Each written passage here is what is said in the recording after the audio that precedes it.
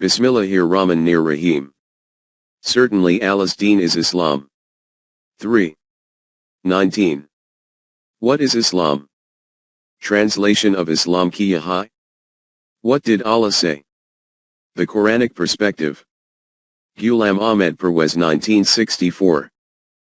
Talui Islam Trust. Registered. 25B, Gulberg 2, Lahore. 12. The political system. When human beings began living together, their interests clashed with each other. From these clashes, mutual conflicts emerged. As a result of this, the need was felt for a solution to be devised which would prevent this from occurring. So that if a conflict did arise, these mutual frictions and clashes could be amicably resolved so that society could remain protected from wars and turmoil. The concept of a political system started from this. The beginning arose from this need. But those people who undertook responsibility for conflict resolution and decision-making, perceived that getting others to obey their orders gives rise to great pleasure. Therefore, they started to devise those techniques through which the power which had come into their hands was not snatched away. As a consequence, two classes emerged within society. One class was that which got their orders obeyed by others, and the second class was the one which obeyed these orders of theirs. Sometimes, to seize authority and rule from the governing class, another rival group would stand up. And it would sometimes even be the case that the ruled class became prepared to rebel against the governing class. 12.1 Struggle between the rulers and the ruled. If you look closely, you will find that the whole history of mankind is a tale of this struggle, i.e.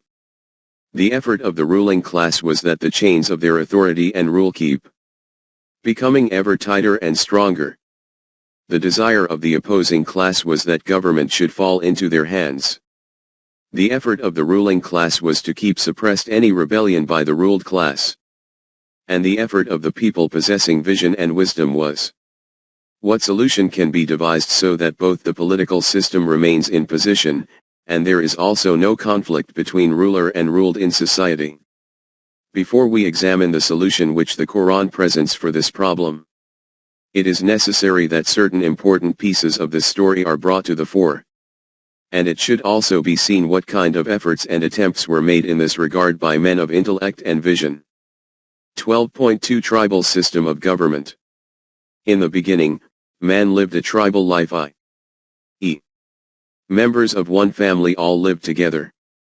This was called their tribe. The elder of the tribe was considered worthy of respect, therefore the responsibility for solving mutual conflicts was his. His decision was to be obeyed by everyone. With the passage of time, the desire to also govern began to awaken in the hearts of these elders of the family, and they started to think of ways in which to retain and sustain their rule. To achieve this, the belief was invented that obedience of the elders was compulsory in all circumstances, i.e. it was essential that the elders should be approached for decisions on all matters, not only for children, but for any man no matter at what stage in life he was. These verdicts of the elders used to gradually transform into tribal culture and tradition, contravention of which was considered a severe crime. In this way, obedience of both categories of elders, whether alive or dead, used to become such an obligation against which no individual could transgress. This was the first phase of government. 12.3 Belief in divine authority. In the early life of man, priests enjoyed a very high status. Even now, wherever ignorance and superstition is prevalent, priests are worshipped. They were considered holders of supernatural powers and the offspring of gods or their deputies.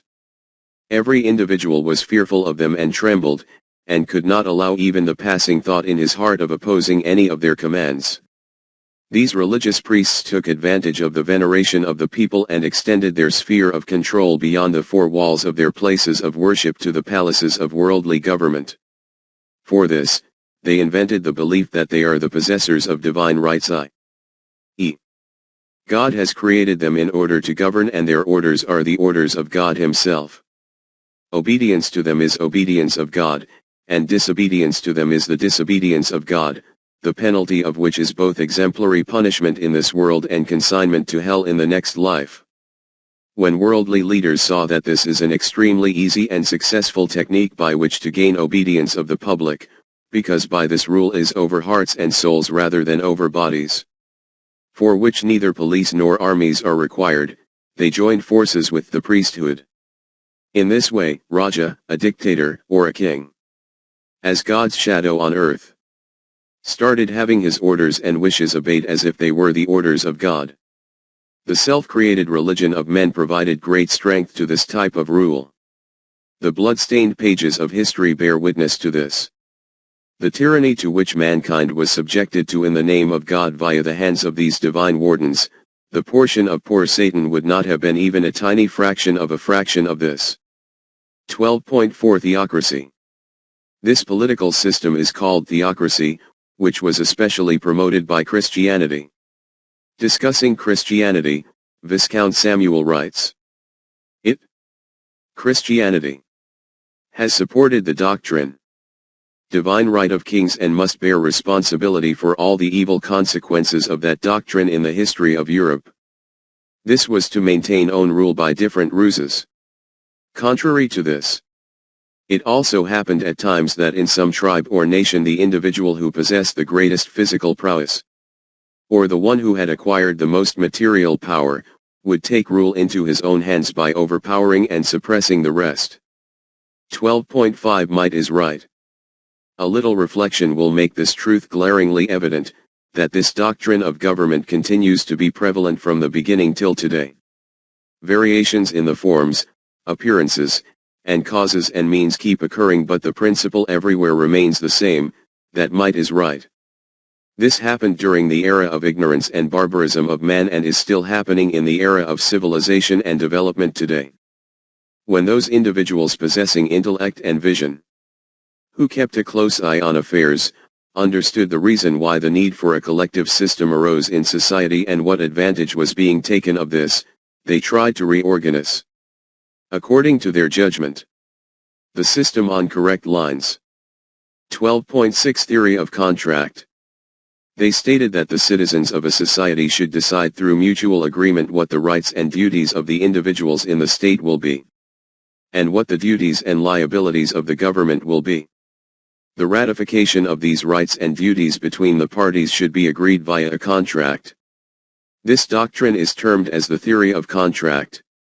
This doctrine was continuing since Greek times, but in the 18th century in Europe, Hobbes, Locke, and Rousseau especially promoted it. The foundation of modern democracy is based on this doctrine, i.e., government through the mutual agreement of the people. 12.7 Sovereignty. The second question which arises in the case of the political system is, who should have final authority in deciding matters? This is called ultimate authority or sovereignty. When the reins of power were in the hands of religious priests or kings, this question did not even arise. In our times dictators have replaced kings, therefore this question does not arise in the case of their rule either. Religious priests, king, or dictator, are themselves sovereign. But when the form of government became democratic, then this question acquired importance. According to Rousseau, sovereignty is shared jointly by all the people of a state. But according to Locke, this sovereignty should belong to the majority of the people, and democracy has adopted this same principle. Contrary to this, the doctrine of Marx is that sovereignty belongs to that class which has control of the sources of production. In the capitalist system it will be the capitalist class, and in the communist system it will be the labor class. In our times, the doctrine of democracy has acquired great significance and most among the developed nations have adopted this system. 12.8 System of democracy. As we have seen, the basis of this doctrine is on the following assumptions. In this form of government, no difference remains between the ruler and the ruled. In this, the principle is government of the people, by the people, for the people. The will of the people can be determined through their representatives. The criteria for right and wrong in any matter is based on the majority decision of these representatives. The minority has to accept the decisions of the majority as correct. This is that system of government which man has reached after centuries of his experiments, and according to Western thinkers, a better system than this is impossible to conceive. This system is considered a blessing and guarantor of thousands of benedictions and benefits. Those who support it are declared witnesses of truth and benefactors of humanity, and those who oppose it are considered to be criminals. The question is, whether after practical experiments in the West, this system of government has in fact been proven to be such, or have those thinkers and philosophers reached a different conclusion. Thinkers and scholars here refers to the politicians and higher officials of those countries wherever democracy is established as a system. 12.9 The failure of democracy. In his book, The Crisis of Civilization, Professor Alfred Cobbin of London University, discussing the causes of the decline of Western civilization, says, considering politics in terms of actual facts and not of abstract theories, it must be acknowledged that the identification of ruler and the ruled, assumed in the theory of the sovereignty of people, is a practical impossibility. The government is one set of people and the governed another. Once society has developed beyond the smallest and the most primitive communities, they never have been and never can be the same. The pretense that they are can only lead to the worst excesses of power in the state. Professor Ewing of Cambridge University has discussed democracy in his book, The Individual, the State and World Government. The following quotation from the book shows the trend of his thought. Had Rousseau written now, and not, as he did, prior to any experience of democracy in the modern world, he could not have been so optimistic. A similar view has been expressed by another thinker, René Guénon, in his book titled, The Crisis of the Modern World. The relevant passage, though long, deserves to be quoted in full. If the word democracy is defined as the government of the people by themselves, it expresses an absolute impossibility and cannot even have a mere de facto existence in our time any more than in any other. It is contradictory to say that the same persons can be at the same time rulers and ruled, because, to use the Aristotelian phraseology, the same being cannot be in act and in potency at the same time and in the same circle of relations. The relationship of the rulers and ruled necessitates the joint presence of two terms. There could be no ruled if there were not also rulers, even though those be illegitimate and have no other title to power than their own pretensions. But the great ability of those who are in control in the modern world lies in making the people believe that they are governing themselves. And the people are the more inclined to believe this as they are flattered by it and as they are in any case, incapable of sufficient reflection to see its impossibility. It was to create this illusion that universal suffrage was invented. The law is supposed to be made by the opinion of the majority, but what is overlooked is that this opinion of the majority is something that can very easily be guided and modified. It is always possible by means of suitable suggestions to arouse in it currents moving in this or that direction as desired. Before proceeding, it is necessary to understand this fact again, that the weakness of the democratic system which these thinkers are criticizing so severely, is the assumption of this doctrine, i.e., the unconditional and unlimited right to legislate, that the people are holders of sovereignty, and that this right of the people is implemented through the majority of their representatives. In other words, according to this doctrine, this is assumed as fact that whatever laws are drafted by the majority of the representatives of the state are the collective decision of all the people of the nation, and that they are based on truth and fact in every respect. According to these thinkers, this is the fundamental weakness of this doctrine and the cause for ruin. In this regard, Mencken writes in his book, Treatise on Right and Wrong, under all such failures there is a greater one. The failure of man, the most social of all the higher animals and by far the most intelligent, to provide himself with anything, even remotely described as good government. He has made many attempts in that direction, some of them very ingenious and others sublimely heroic, but they have always come to grief in the execution. The reason surely is not occult. It is to be found in the abysmal difference between what government is in theory and what it is in fact.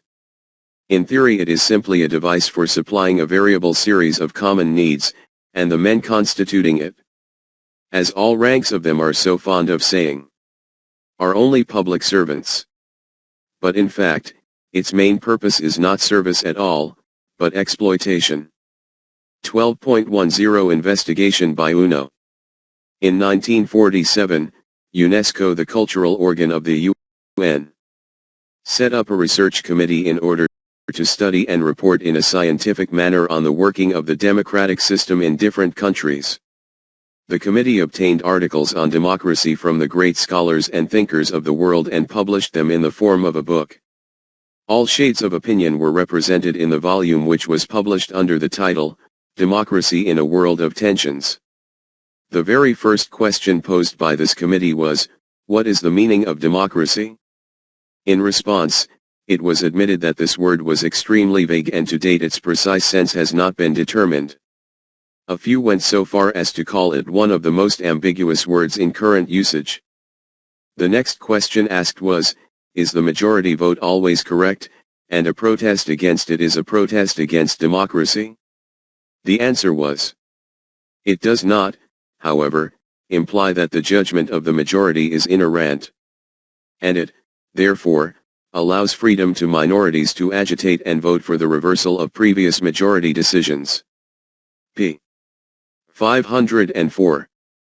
What we have written so far in the previous pages against democracy does not mean that in our view the different systems of government which are presently established in the world are any of them better than the democratic system. Not at all. What we wish to say is that the best system which human intellect has devised throughout all its history has been shown by experience to also have failed badly. This failure is, in reality, not the failure of democracy. Nor does it mean that according to these thinkers and scholars, or in our view, that dictatorship or monarchy are successful systems of government as compared to democracy. The real cause of this failure is that ideology which is called the secularization of state. This ideology means that whether it is a king or dictator, the majority of a democratic parliament, or the president of a state, they have absolute right of legislation, they can formulate whatever type of law they wish.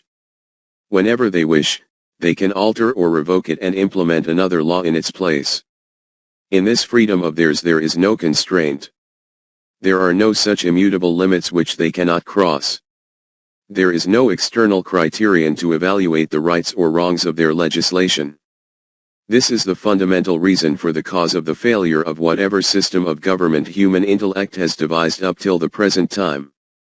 And while this fundamental reason remains, no system of government will be successful.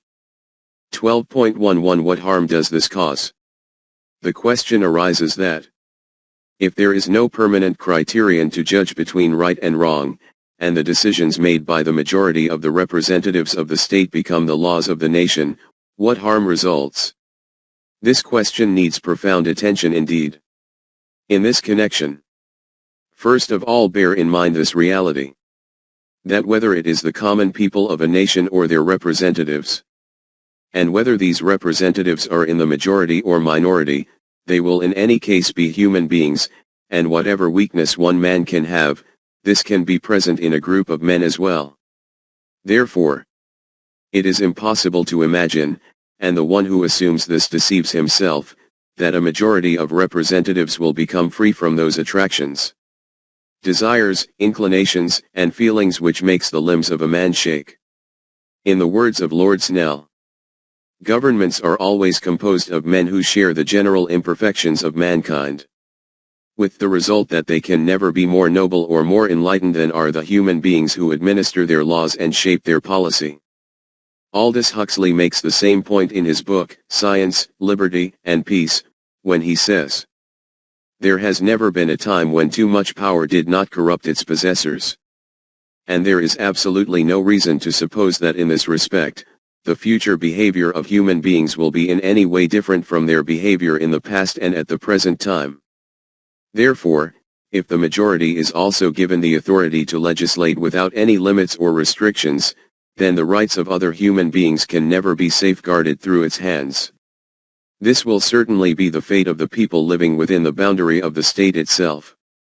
But as far as the human beings of other nations are concerned, they will not even be considered to be human. The beginning of human social life commenced with divisions into tribes. A tribe was in actual fact the name for the extended form of a family, but the consequence of this differentiation and division was that one tribe became bloodthirsty in relation to another tribe. The fire of mutual rivalry and conflict would keep smoldering among them and would spark at the slightest provocation. Then it also used to happen that some tribes would join together, and in this way the warring groups would become wider. No matter how much progress mankind makes in other fields, from the point of view of this division and fragmentation, it still stands today at the same juncture where it was during this era of ignorance. Today, man is still divided into those tribes, with the difference that the tribe is now called a nation. In some places, a nation is based on the sharing of race, and in others on sharing the same state, i.e., people of one race or one nation belong to one group, and people of another race or nation belong to another group. If this division and differentiation had been merely for administrative purposes, even then it could have been tolerable. But the same rivalry and enmity is present between different nations which used to be prevalent between different tribes, in fact far more deep and intense than that. Professor Cobbin's remarks on this point should be noted. Nationalism is a feeling which is born out of hatred and lives on enmity. Nations become aware of themselves by their conflicts with other nations, and their feelings of hostility do not cease with the completion of national unity. No sooner has a nation asserted its own right to self-determination than it sets about oppressing other nations that make the same claim. For all these reasons it may be concluded that nationalism is a very dangerous foundation for a state. Friedrich Hertz, the historian of nationalism, writes as follows in his book, Nationality in History and Politics. History shows us that for the greater part the quarrels between several nations had scarcely any other occasion than that these nations were different combinations of people and called by different names. To an Englishman, the name of a Frenchman, Spaniard, or an Italian raises, of course, ideas of hatred and contempt. Yet the simple name of man, applied properly, never fails to work a salutary effect. In his book, New Hopes for a Changing World, Bertrand Russell has expressed the view that in the present age, the thing which stands in the way of social contacts extending beyond the limits of the nation, and which therefore poses the most serious threat to the human race, is the cult of nationalism. But the irony is that every man accepts that the nationalism of other nations is a very evil thing, but that the nationalism of his own nation is a very good thing. A fundamental difference also between the tribal division of olden times and the national division of modern times is that nationalism is no longer just a political ideology but has adopted the form of a belief system instead. Though it is understood as if the West has removed the garb of religion and discarded it, and has now become totally irreligious, it has not become devoid of religion. It has converted its religion, now its religion is nationalism. In the words of Aldous Huxley, nationalism has taken on the form of an idolatrous and pagan religion. Such a religion which is so powerful in the manufacture of chaos and division in humanity, that no monotheistic religion can compete with it for the welfare and unity of mankind. Nationalism or racist sentiments are indeed the dogma of the insane. Huxley's comment on this is worth noting. Nationalism leads to moral ruin, because it denies universality, denies existence of a single God, denies the value of the human being as a human being. And because at the same time, it affirms exclusiveness, encourages vanity, pride, and self-satisfaction, stimulates hatred and proclaims the necessity and rightness of war. Huxley makes the following remarks at another place. 20th century political thinking is incredibly primitive. The nation is personified as a living being, with passions, desires, susceptibilities. The national person is superhuman in size and energy, but completely subhuman in morality. Ordinarily, decent behavior cannot be expected of the national person, who is thought of as incapable of patience, forbearance, forgiveness, and even of common sense and enlightened self-interest. Men who in private life behave as reasonable and moral beings become transformed as soon as they are acting as representatives of a national person, into the likeness of their stupid, hysterical, and insanely touchy tribal divinity.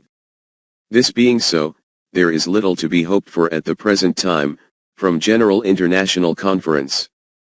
A thought-provoking passage by Adam de Hegetus is quoted below.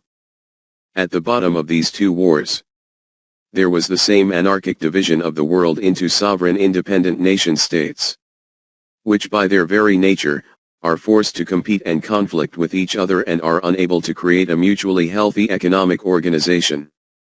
The worst feature of this situation is not so much the recurrence of war as the absence of peace. 12.12 Motive of patriotism. The outcome of nationalism becoming a religion is that patriotism has been declared to be the highest virtue and the patriotic motive a great value. The slogan of this religion is, "Whether my country is right or wrong, I will support it regardless." Rumlin, Chancellor of Tübingen University, wrote in 1875 that the state is autarkic. Self-regard is its appointed duty. The maintenance and development of its own power and well-being. Egoism, if you call this egoism, is the supreme principle of all politics. The state can only have regard to the interest of any other state so far as this can be identified with its own interest. Self-devotion is the principle for the individual. Self-assertion for the state. The maintenance of the state justifies every sacrifice, and is superior to every moral rule. Professor Jode makes the following comments. The practical effect of idealist theory in its bearing upon the relations between states is, therefore, to create a double standard of morality. There is one system of morals for the individual and another for the state, so that men who, in private life, are humane, honest and trustworthy, believe that, when they have dealings on the state's behalf with the representatives of other states, they are justified in behaving in ways of which as private individuals, they would be heartily ashamed. Now just see that when the situation is such that human beings of the world are divided into different nationalities, every nation is concerned only about its own interests, not only concerned with protecting its present interests but also to accumulate as many interests as possible, and there are no such limits and restrictions according to which transgressing in order to achieve one's objective could be considered immoral, then what will be the state of the world? This reality is in fact the product of Machiavellian ideology which, at this time, dominates the West and, also in following the West, is spread throughout the world. That doctrine according to which Machiavelli advises the ruling class. A prince being thus obliged to know well how to act as a beast must imitate the fox and the lion, for the lion cannot protect himself from traps and the fox cannot defend himself from wolves. One must, therefore, be a fox to recognize traps, and a lion to frighten wolves. Those that wish to be only lions do not understand this. Therefore, a prudent ruler ought not to keep faith when by so doing it would be against his interest and when the reasons which made him bind himself no longer exist. And his follower, Frederick II, who invariably acted on its principles in his dealing with other rulers, wrote in his political testament as follows. The great matter is to conceal one's designs and to cover up one's character. Policy consists rather in profiting by favorable conjunctures than in preparing them in advance. This is why I counsel you not to make treaties depending on uncertain events, and to keep your hands free. For then you can make your decision according to time and place, and the conditions of your affairs, in a word, according as your interest requires of you. It is obvious that according to this concept of politics, if any thought of following an ethical principle arises in someone's mind, then he will not be considered fit to be in government. It was a belief of Lord Grey that I am a great lover of morality, public and private. But the intercourse of nations cannot be strictly regulated by that rule. This is why Walpole said, no great country was ever saved by good men. Because good men will not go to the lengths that may be necessary. Cavour has summed this view in a nutshell. If we did for ourselves what we do for our country, what rascals we should be. 12.13 Outcome of the discussion. If we wish to summarize what we have written in the previous pages, then it will be as follows. People have to live together. As a result of living together, there is a clash in mutual interests, and conflicts are born from this. The concept of a political system emerged for this purpose, that there should be no clash in the interests of different people, and if there is a clash, then no conflicts emerge. None of the political systems which human intellect has devised so far have been successful in this objective. The last system among these systems is national democracy, but this system is also proving to be failing badly. Firstly, because there remains a mutual clash between different parties within a country, and secondly, the emotions of hatred and rivalry among different countries and nations make the world into a continuous hell. The question is, have Western intellectuals even thought about a solution to these difficulties? And if they have, then what is it, and what are the hurdles in following its path? 12.14 What kind of system Western thinkers desire? We have seen that the fundamental error in the system of democracy is that sovereignty is considered to be in the hands of the people, and the decisions made by the majority of the representatives of the people are considered to be the final word. Discussing this issue, Professor Cobbin says, the traditional justification for the sovereignty of the people is that the government must be founded on either force or consent. And that since force cannot make right, rightful government must be based on consent. But this is neither logical nor is it true. The fact that 1 million people consent to an act which is wrong, does not make it any the less wrong. If words have any meaning, the rightfulness of any government's authority depends on its objects and on the way in which it is exercised. A will ought to prevail only if it is a good will. But this is dependent not upon whose will it is but upon its content. Rousseau states that general will always be right, otherwise it cannot call itself general will. If this statement is correct, then there is no question even remaining of majority and minority. When general will can only call itself general will when it says the right thing, then why can it not be said thus, that whatever matter is right according to the moral standard, that is truth, even if not a single hand is raised in its support? Professor Cobbin has proposed moral values as the standard for judging right and wrong, rather than the majority vote. In reality, when Locke presented the doctrine of democracy, he also viewed it as the practical implementation of an immutable law which he interpreted as a natural law. Hence, in this regard he said, there is an immutable law governing the just relations between man and man, independently of any society or state to which they may belong. This natural law would serve like natural rights as a limitation on the absolute rule of governments, however constituted and whatever other ends they may pursue. 12.14.1 Natural Law. Locke put his trust in natural law to guide aright. He argued that people followed the natural law, as long as they lived naturally, and were without culture and civilization. At this time, reason was their guide and not sentiment. Later on, they were guided by sentiment and ceased to live in accordance with the natural law. The revival and enforcement of the natural law was what society needed now. But when we ask how this natural law can be discovered, Locke refers us to the will of the majority.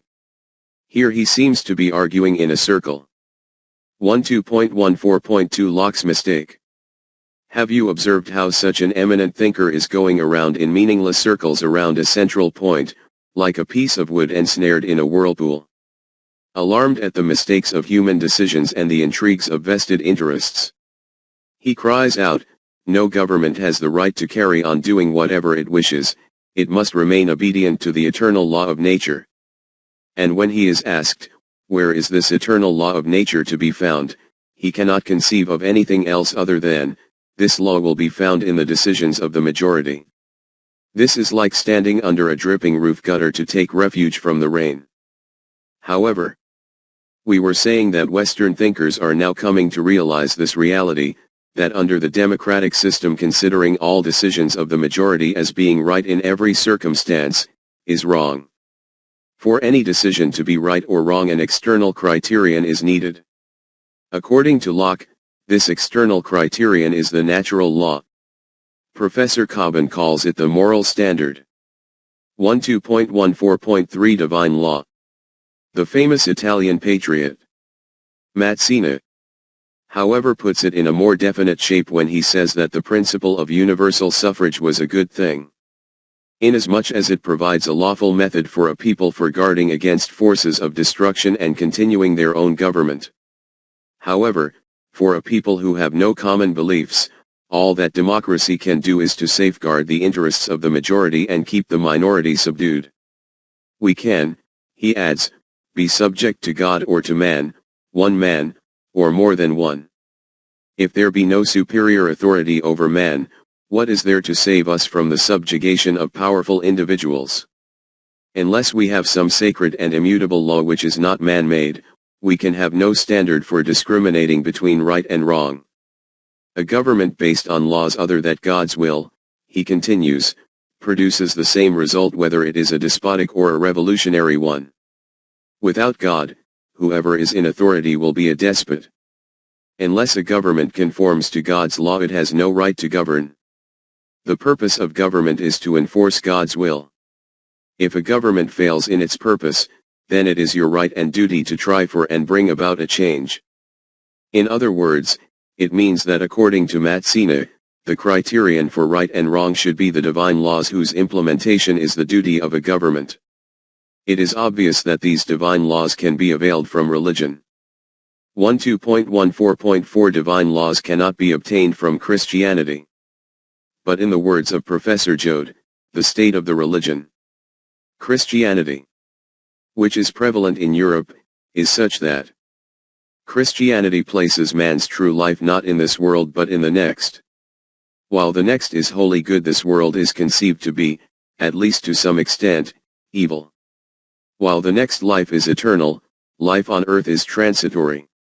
For man's life hereafter, this, his present existence, is to be regarded as a preparation and a training. And its excellence consists in the thoroughness and efficiency with which the training is carried out. Nothing on the earth is wholly and absolutely good, and such goods as earthly life contains are good only as a means to greater goods which are promised hereafter. The Spanish scholar Dr. Falta de Gracia writes, "The notion of justice is as entirely foreign to the spirit of Christianity as is that of intellectual honesty. It lies wholly outside the field of its ethical vision." Professor Whitehead writes, "As society is now constituted, a literal adherence to the moral precepts scattered throughout the Gospels would mean sudden death." Dorsey, the historian of civilization, has asserted that today millions of people feel that Christianity is the religion of the defeated. They accept the religion but admit solemnly its defeatist spirit. Nothing is satisfactory in life, they argue. Desire for satisfaction is wrong and satisfaction of wrong desires is sin is a slogan which makes a true and healthy life impossible. It destroys humanity. It is obvious that from this kind of religion those divine laws could never be obtained which Mazzini had declared as the immutable criteria for right and wrong. There was no other way now for Europe to solve their problem except to knock at some other door. 12.15 Declaration of Human Rights. The same is the case with other religions, both in the East and the West. It is, in fact, futile to seek in religion the divine laws for a standard of absolute right and wrong. Religion itself is man-made. In these circumstances, modern man, a frustrated, helpless, pitiable soul, had perforce to seek objective standards outside the field of religion. He turned for help to the UNO. The UNO appointed a commission to state and define the fundamental rights of man. On the basis of the recommendations of the commission, in 1948 the UNO published its famous Declaration of Human Rights. This document listed the basic fundamental human rights. The UNO asked its member states to guarantee them to all their subjects and to regard them as sacred and inviolable. The declaration was hailed as the biggest achievement of the modern age. It was hoped that governments all over the world would, in future, desist from encroaching on these rights of man. This hope, unfortunately, has not been fulfilled. UNESCO, an organ of the UNO, had circulated a questionnaire on the draft of the proposed declaration. The answers to the questionnaire have been published with an introduction by Jacques Maritain. His view is that rights, being human, should have some limits imposed on them, and be regarded as liable to amendment and change. p. 15. John Lewis, the editor of the Modern Quarterly, London, is equally outspoken in his criticism of the Declaration. He writes that it is mere fiction that human rights are absolute or inherent in human nature and came into being before man began living in an organized society. p. 51. Gerard, a professor in the University of Chicago, writes that the Declaration is an attempt to determine the proper relationship between man and society and that the rights cannot be viewed as unalterable for all times. p. 20. This means that man did not even have the satisfaction that he would continue to receive on a permanent basis whatever he had achieved after so much effort and struggle, and that there would be no kind of modification or change in it. For the protection of rights, Maritain has written that it is not a question of defining human rights. Rather, in the problem of unity of agreement in their application in daily life, the first condition is to agree on the criteria for values. For the respect of human rights, it is necessary that the concept of human life should be common for all people. This is what is called the philosophy of life. p.17. This same reality is expressed by Professor Joad in these words. I suggested that the good life for the individual consists in the pursuit of certain absolute values. If I am right. If. That is to say, it is by the pursuit of values that a man develops his personality. We may add that the object of the state is to establish those conditions in which the individual can pursue absolute values and to encourage him in their pursuit. We are thus enabled to establish a principle of progress in society, which is also a standard of measurement whereby to assess the relative worths of different societies. 12.16 In search of the permanent values. In other words, the whole discussion has finally reached this conclusion: that the solution to this problem of human society can be nothing other than that the mutual matters of human beings be resolved according to the permanent values and that these values should serve as the criteria for right and wrong. This is that final destination at which man has arrived after thousands of years of his failed experiments. But even after having reached this destination, man stands perplexed and confounded, because he cannot know from where he can find these permanent values. Through their intellect they try to figure out some values, but one is contradicted by another. Come. Let us now see what solution Islam offers for this extremely important and difficult problem of mankind. We have already stated that the whole structure of the Islamic system is raised on this foundation: that man is not only defined by his body, but other than his body, he has been bestowed with a self as well. Every human child is endowed with this human self at the time of its birth equally. This very thing is what makes man worthy of respect and dignity. Because of this, every human child deserves equal respect just due to the fact of being human. In this, there is no question of caste, race, parents, status of family, etc. The revolutionary declaration of the Quran is: verily, we have honored every child of Adam. 17:70. This means we, Allah, have created all children of Adam, human beings, equally respectable. According to this, no man has superiority over another man from the point of view of being a human being, and nor is any man inferior to another man. This is the first and fundamental principle of Islam. The fundamental trait of a self is also that no self can become the tool for another self or serve as a means to fulfill another self's objectives. From this it is obvious that when every human being has been bestowed with a self equally, and no self can be the tool of another self, then no human being can either be the subject and slave of another man or subservient. The second fundamental concept of the Islamic system is that no human being has the right to enslave another human being.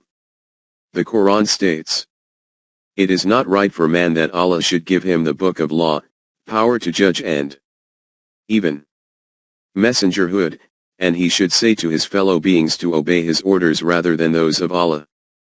He should rather say, Be you faithful servants of Allah by virtue of your constant teaching of the book and your constant study of it." 3. 79. The question is that when, according to the Quran, no human being has been granted the right to rule over another human being, then is its purpose that no system of government be established in the world? That man should live a life of anarchy? Not at all. The Quran establishes human society according to laws and procedures, and teaches how to live life according to these. It states that no man has the right to rule, only Allah has this right. The command is for none but Allah. 12. 40. Only Allah has the right to govern and He does not include anyone in His rule. 18. 26. But Allah is a transcendental reality, we can neither see Him nor hear His voice. So how can we have our matters adjudicated by Him? How can we espouse His rule? For this, He has directed that His rule will be established by following those laws which He has preserved through the revelation in the Quran. Say, shall I seek for judge other than Allah? When He it is who hath sent unto you the book, explained in detail. 6. 114. Since these laws are not formulated by a man or a group of men, their obedience is therefore not the obedience of man. Furthermore, because these laws are equally applicable to all men, no man, no matter how high his position, can remain out with their jurisdiction. Hence, in an Islamic system there is no distinction whatsoever between a ruler and the ruled. What is commonly called the government or state is, in the Islamic system, nothing more than the machinery to implement the divine laws. Now let us proceed. We have seen that man is defined by his body and his self. In the human body, there are changes taking place every moment, therefore its requirements also keep changing. But the human self is unfamiliar with change. External changes do not affect it. It always remains changeless. Since the Islamic system fulfills the needs of man as a whole, it is therefore a mixture of change and permanence, i.e. it is a mixture of elements of permanence and capacity for change and modification. In the words of Iqbal, the ultimate spiritual basis of all life, as conceived by Islam, is eternal and reveals itself in variety and change. A society based on such a conception of reality, must reconcile in its life, the categories of permanence and change. It must possess eternal principles to regulate its collective life. For the eternal gives us a foothold in the world of perpetual change. But eternal principles, when they are understood to exclude all possibilities of change which, according to the Quran, is one of the greatest signs of Allah, tend to immobilize what is essentially mobile in its nature. It is for this purpose that the Quran has given those principles which satisfy the unchanging requirements of the human self. These principles remain unchanged forever and are the ones which are called the permanent values. The word of your sustainer does find its fulfillment in truth and in justice. None can change his words. The permanent values. For he is the one who hears and knows all. 6. 115. The proclamation of your sustainer has been completed with justice and truth. There is none to change his proclamations. Permanent values and principles. Because these principles are not the creation of some blind nature but are precisely defined by him who hears and knows all. These immutable principles, or permanent values, are those boundary lines which no one has the authority to transgress. The Quran gives freedom to man of every era to devise sub-laws for himself according to the specific requirements of his time while remaining within the four walls of these principles. These sub-laws will keep varying with changing circumstances, while those principles within which these will be framed will always remain immutable. These subclauses will be settled through mutual consultation of the representatives of the Ummah. 42. 38. To this extent the Islamic system will be the mirror image of democracy. The Quran does not argue with the machinery of consultation. It just gives this principle. According to this, any kind of machinery can be devised or adopted depending upon the prevailing circumstances of the time, and that will be right. We will discuss in further detail in a later chapter. As to what type of immutable principles or permanent values these are.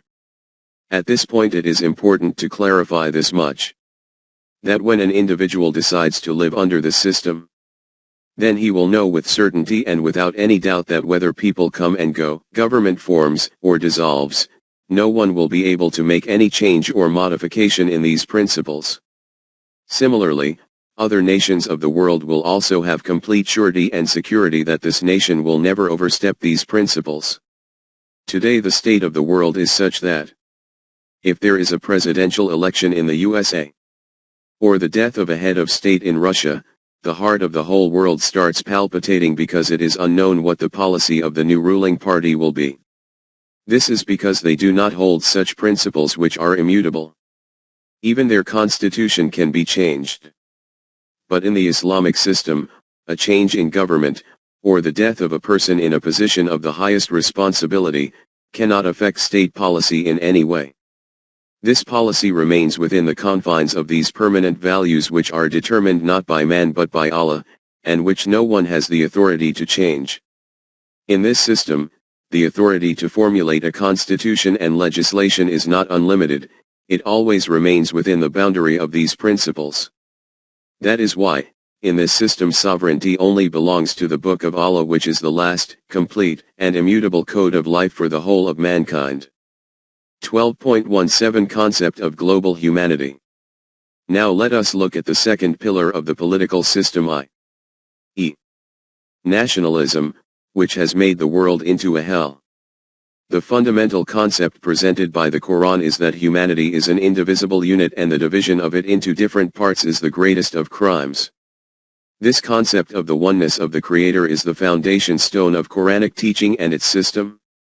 It has announced to the whole world, verily, the whole of mankind is one Ummah. 2. 213. Remember, the whole of mankind is one Ummah, one nation, one universal brotherhood. The example of its creation and the beginning of life in it and its resurrection is like that of one person.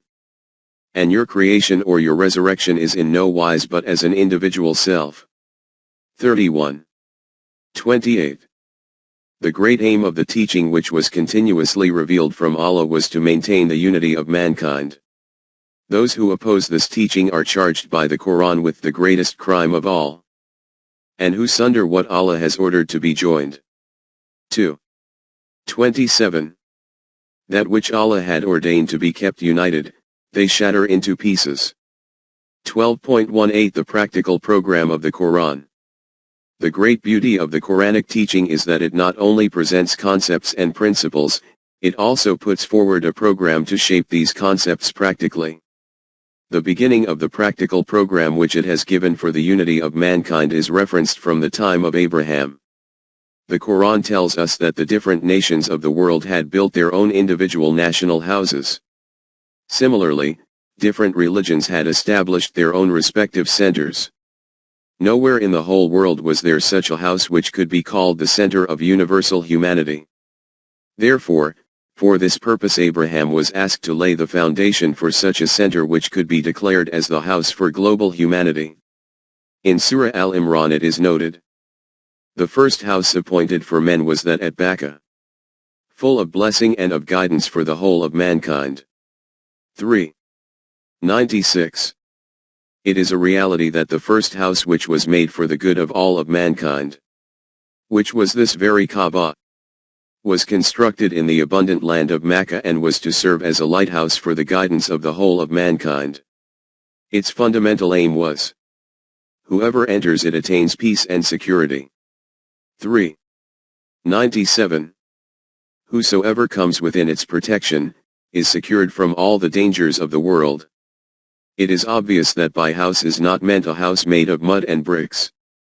From this is meant such a universal system which is established for the welfare and development of mankind. The tangible center of this system is the Kaaba. In the same way that, for example, a flag, throne, capital city etc. are the symbols of a state, similarly the Kaaba is a symbol of the central status of the divine system. These things are declared by the Quran as Sha'ir Allah, symbols of Allah. Hence, when it was said that the Kaaba is declared as the house for mankind, by this it was meant that Allah gave the concept of such a system which should encompass the whole of humanity. In another verse, it is stated, "Remember we made the house a place of assembly for men and a place of safety." 2. 125. This also makes it clear that by Kaaba is meant the system which is shaped on the fundamental concept of the unity of mankind. In these verses, the Quran has stated that whichever human being comes under the protection of this system, he will be at peace from every kind of danger. Though there is no doubt that being protected from dangers is not a small blessing by any means, it is nevertheless a negative aspect. The Quran goes a step further and states, Allah made the Kaaba, the sacred house, so that it becomes an asylum of security for men. 5. 97. Allah made the Kaaba as a house worthy of respect so that it can become the center for establishing humanity. This means that the next characteristic of this system will be that as a result of this, the whole of humanity will become capable of standing on its own feet. No human being in the world will be dependent on another human being for their needs. This is clarified further in Surah Al-Hajj. The center of this system will have the status of an open city and every human being of the world will be able to be its citizen. Which we have made open to all men, equal is the dweller there and those from outside of the land. 22. 25. After the construction of this center, Abraham was told, "And proclaim the Hajj among men." 22. 27. You should make an announcement to the whole of mankind, that people should gather at this place so that their disputed matters are resolved through reason and logic. This is the very meaning of Hajj. And then it is stated, that they witness the benefits for themselves. 22. 28. And that they see their good in front of them in concrete form. The nations of the world create their own centers for the protection of their national interests, but the center of the divine system is made for the good of the whole of mankind. There is an open invitation to gather in this center extended to all. And that they see their good in front of them in concrete form. The nations of the world create their own centers for the protection of their national interests, but the center of the divine system is made for the good of the whole of mankind. There is an open invitation to gather in this center extended to all. Hajj thereto is a duty men owe to Allah, those who can afford the journey. But if any do not accept this invitation, Allah stands not in need of any of his creatures. 3. 97. It is incumbent on the whole of mankind that whoever among them has the wherewithal to reach here, they should do Hajj of this house for Allah. It is an open invitation, but for the one who does not accept this invitation, the loss will only be his, there will be no loss to Allah. Allah is free from all needs from his creation. It is also obvious from this that in inviting the whole of mankind there is no hidden self-interest of the system itself. This invitation is to the whole of mankind for the benefit of all, for their protection and preservation, and to devise solutions and to formulate a program for this purpose. 12.19 For the sake of humanity. But there is one condition in this, and this is a fundamental condition, i.e. that those who are participating in it should also not come with any idea of self-interest in their heart. They should come with the motive of good for the whole of mankind. The Quran has termed this great truth using the word lillah. For the sake of Allah.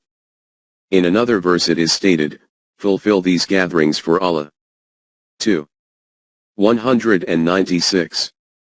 For Allah means the completion of the program which is prescribed by Allah in the Quran for the welfare and development of mankind. If in the hearts of all those who are participating there are interests of a nationalistic, tribal, or some non-divine program, then this participation will no longer be lillah. This will become shirk. Associating other systems with the Quran. Not Tawheed. Oneness of Allah. This is why it is made clear in another verse that if there is to be participation in the center, being true in iman to Allah, and never assigning partners to Him, His system. If anyone assigns partners to Allah, he is as if he had fallen from heaven and been snatched up by birds, or the wind had swooped like a bird on its prey, and thrown him into a far distant place. 22. 31. In other words, removing all feelings of selfishness from your heart, and cutting yourself off from all directions, face straight towards Allah and gather here, and do not let not any other motive come near. On this basis, it is stated in Surah Al-Tawbah, O you who believe! Truly the mushrikeen are impure. So let them not, after this year of theirs, approach the Masjid al-Haram. 9. 28. And the announcement of this was also made for the very first time at the gathering of Hajj itself, so that mankind becomes informed about this decision. And an announcement from Allah and His Messenger, to mankind on the day of the great Hajj, that Allah and His Messenger dissolve obligations with the mushrikeen. 9. 3. If, after this proclamation, a representative of any nation participates in this gathering with intentions of malevolence and harm to others, then not only will he be thrown out but he will also be severely punished for this. And any whose purpose therein is evil or wrongdoing, them will we cause to taste of a most grievous penalty. 22. 25. 12.20 Global Community. Did you notice what the first characteristic of the Quranic system is? This system is established for the complete benefit of universal humanity, rising above and beyond the concept of divisions into groups based on nationalism, tribalism, race, language, or religion, etc. Hence, the Quran states about that Jamaat of Mu'mineen, group of believers, through whose hands this system is established.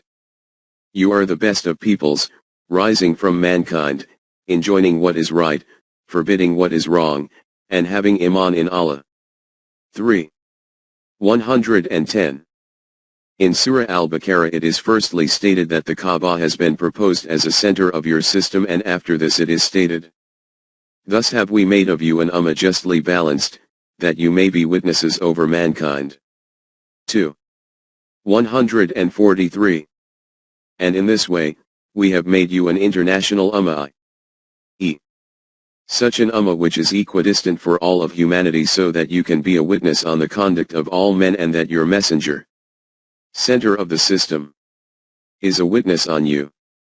From this ummah will attain the imamate of mankind.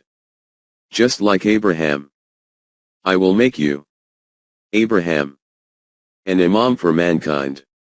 2. 124. From these explanations, it is clear that the duty of the Muslim Ummah has been declared to be to shape such a system in which the permanent values defined by Allah can be implemented practically within human society. And in this way the caravan of humanity is directed, prosperous and joyous, to its intended objective.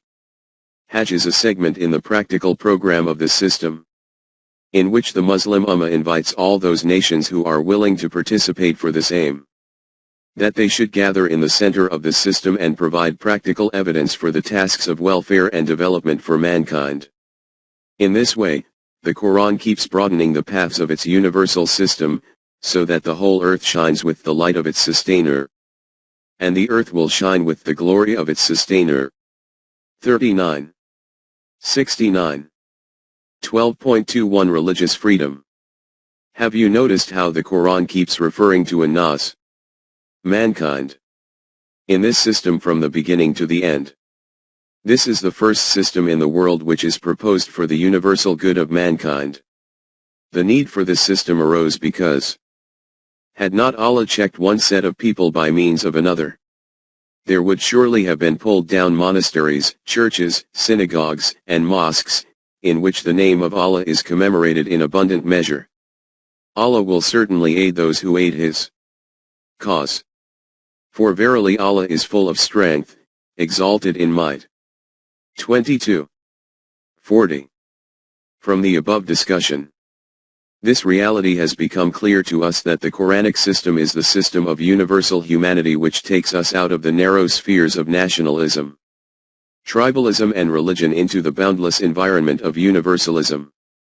This is why the giver of this program, Allah, is called Rabbul Alameen, sustainer of the worlds. 1. The messenger through whom this system was revealed is called Rahmatul Alameen, blessing for the worlds. 21. 107.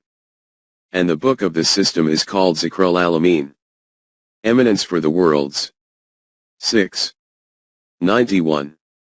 12.22 Justice, Adal, and balance. Ihsan. The structure of the Quranic system of government is erected on the immutable principle of justice and balance. The Quran has stated, Allah commands justice, the doing of good. 16. 90. The meaning of Adal is to accord someone his full rights, and Ihsan means to fulfill someone's need or compensate for a deficiency, i.e. in this system no reduction will be made in someone's rights under any circumstance. But if such a situation arose that despite giving someone his right, there is still a need which remains unfulfilled, then meeting this need will be the duty of the Quranic system. The word Adal is very comprehensive. It does not merely mean justice through courts, its meaning covers all aspects of the sphere of life. In this regard, the Quran has detailed two principles. Firstly, that no bearer of burdens can bear the burden of another. 53. 38. In other words, it will not be the case that a crime is committed by one person and its punishment is suffered by another. That responsibility belongs to one person and is shouldered by another. The duty belongs to one person but it is carried out by another. This will not happen in this society. Nor that effort is made by one person and its reward is taken away by someone else. In this society, every individual will receive that for which he makes an effort and for which he takes action. And secondly, that man can have nothing but what he strives for. 53. 39. In the case of ADL, there will be no differentiation of us and them, be they friend or foe, Adal will be done to all. In Surah Al-Ma'idah it is stated, let not the hatred of others to you make you swerve to wrong and depart from Adal. Justice. 5. 8. So much so, that even if the decision of Adal goes against your own self, even then you should do Adal. O you who believe, stand out firmly for justice, as witnesses to Allah, even as against yourselves, or your parents, or your kin, and whether it be against rich or poor. For Allah can best protect both. Follow not the lusts of your heart's desires, lest you swerve, and if you distort justice or decline to do justice, verily Allah is well acquainted with all that you do. 4. 135. The duty to establish ADL on this system has the status of universality. In other words, this system is not only responsible within its own sphere for the operation and implementation of ADL, but its responsibility is also that wherever in the world there is injustice and exploitation, it should stand up with all its might and means to counter it. For this, even if it has to pick up the sword, then it must. The Quran states that the sword was made for this very purpose, i.e. to defend truth, haqq, and justice. Adal. In Surah Al-Hadid it is stated, we sent aforetime our messengers with clear signs and sent down with them the book and the balance of right and wrong, that men may stand forth in justice. And we sent down iron, in which is Material for mighty war, as well as many benefits for mankind. 57. 25. 12.23 Permission for war. With regards to war, at another place it is stated that war will be unavoidable till the war ends. Until the war lays down its burdens. 47. 4. With regard to what has been written about war so far, it becomes evidently clear that in the Islamic system permission for war can be given for the following aims. For the protection of the places of worship of every religion. For the establishment and protection of the system of Adalai. To eradicate evil and injustice from the world. To end war itself from the world. With regard to religious freedom, this much further explanation is required that according to the Quran, no kind of compulsion whatsoever can be made in the matter of deen. The Quran has stated, there is no compulsion in deen. 2. 256. This is a clear announcement of the Quran. In fact, the acceptance of some proclamation with the agreement of the heart is called iman. Therefore, compulsion and iman are two mutually contradictory things which cannot be together in one place. No one can be forced inside deen, nor can anyone be kept forcibly inside it. Whoever wishes can adopt deen, and whenever he wishes he can leave it. Let him who will believe have iman. And let him who will reject it. 18. 29. By compulsion in deen not only is it meant that an individual will not be made a Muslim at the point of a sword. The Quran calls it duress even if a matter is forcibly made acceptable by suspending someone's intellect and reasoning. This is the reason that it repeatedly clarifies that we have not given Rasulullah any miracle other than the Quran. Allah says to Rasulullah, will you then compel mankind, against their will, to believe? Have iman. 10. 99. 12.24 Ideological differences. As has been noted previously, the fundamental characteristic of the Quranic system of government is that it views the whole of mankind as one community. Universal brotherhood. Mankind was but one ummah. 2. 213. Therefore, it is against the division of mankind into different groupings. Nations. On the basis of color, race, language, and nationalism. It states the whole world as one nation and all mankind as one unit, and declares only one criterion for the difference between them, i.e. the difference in ideology. In other words, it views all those people in the world who accept the permanent values which are revealed through the revelation as being the objective of life, as part of one nation. No matter which part of the world they are living in and no matter what their race. And those people who adopt a different ideology, contrary to this one, as belonging to the other nation. In Quranic terminology, this is called the division of kufr and iman. It is He who has created you. And of you are some that are unbelievers, and some that are believers. In Iman. 64. 2. According to the Quran, there is no other criterion for nationality acceptable apart from this. But this division does not mean that it considers those people who do not accept this aim, i.e. who are not Momin, as untouchables, not at all. It declares them holders of full human rights and fights for the protection of their rights with all means and force. Regardless of whether these non-Muslims are living within the boundary of the Islamic State or outside it. As has been stated under the subject of system of Rabi'u Bayat. The Quran declares the sustenance and development of non-Muslims to be the fundamental responsibility of the state and in return does not ask for any recompense. The Quran says to them, we feed you for the sake of Allah alone. No reward do we desire from you nor thanks. 76. 9. We provide means of sustenance for you because this is a duty upon us from Allah. We do not wish any return from you for this, not even that you should be grateful to us. The status of that which is called jizya is no more than this, that those non-Muslims, people of the book, In the time of Rasulullah, who wished to remain as only citizens of the state, this was a symbol of their obedience to the system. 9. 29.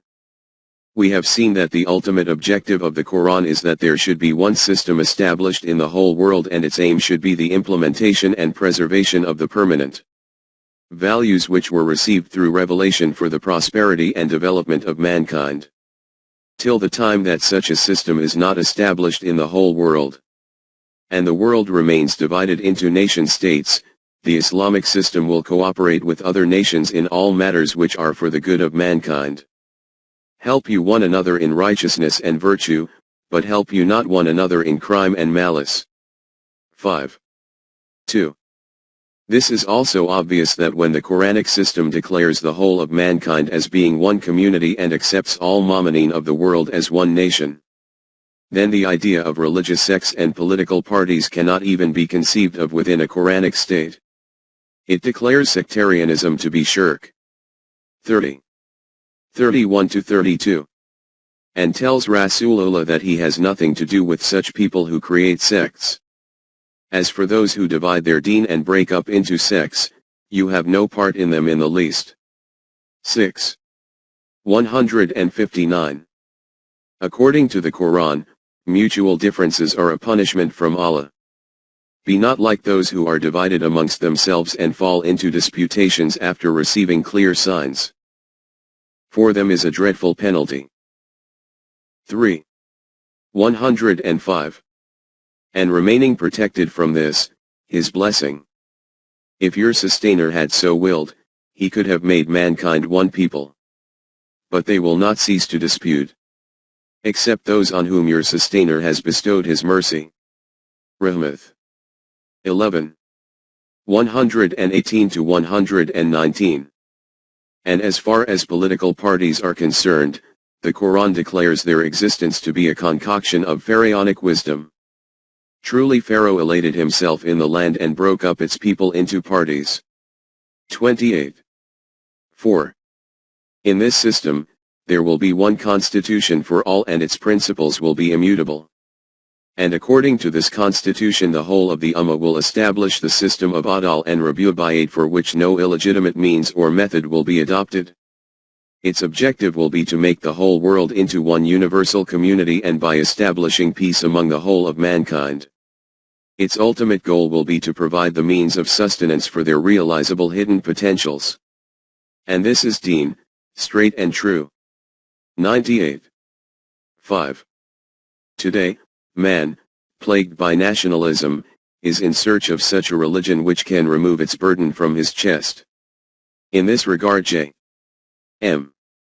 Murray writes in his book, Adam and Eve, if religion is essential for our salvation, it must, first, be a religion which compels from the person an allegiance which completely overrides the claims of nationalism. And secondly, it must be a religion which enlarges and strengthens man's capacity to act as an individual. Western thinkers felt that the solution to this problem lay in the ideology of internationalism. Therefore they first established the League of Nations, and after its failure, the UNO was brought into existence. About this ideology and to what extent its practical steps can be a solution to this problem, Emery Reeves writes in his book, The Anatomy of Peace. We have played long enough with the toy of internationalism. The problem we are facing is not a problem between nationalisms. It is a problem of a crisis in human society, caused by nationalism, and which consequently nationalism or internationalism can never solve. What is needed is universalism. A creed and a movement for creating a system of values which transcends the nation-state structure. Cast an eye once again on what has been written in respect of the Islamic system of politics in the previous pages, and then see that the ideology or movement which Reeves proposes as the solution for the problems of the modern era, where can it be found other than in Islam? F. Hertz elucidates this point further and writes, it is now generally recognized that a mere machinery of international organization cannot work if the right spirit is lacking. But how can this spirit be created or strengthened? The proclamation of general principles obviously is not enough. Neither is it sufficient to lay down that nations must be educated toward that spirit, if a practicable plan and an adequate number of qualified educators are not available. The habit of treating such questions in an unrealistic and perfunctory way is bound to lead to failure, disillusionment, and cynicism. Education towards world citizenship, moreover, is not merely a matter for the schools. It is connected with all the great issues of political and economic life and could be solved if the political nations of the world would adopt detailed plans based on identical principles. This means that, according to him, there is no solution to these problems other than that one type of economic and social order be established in the world. This is that solution which the Quran proposed 1400 years ago when the world did not even have any idea of the concept of global humanity.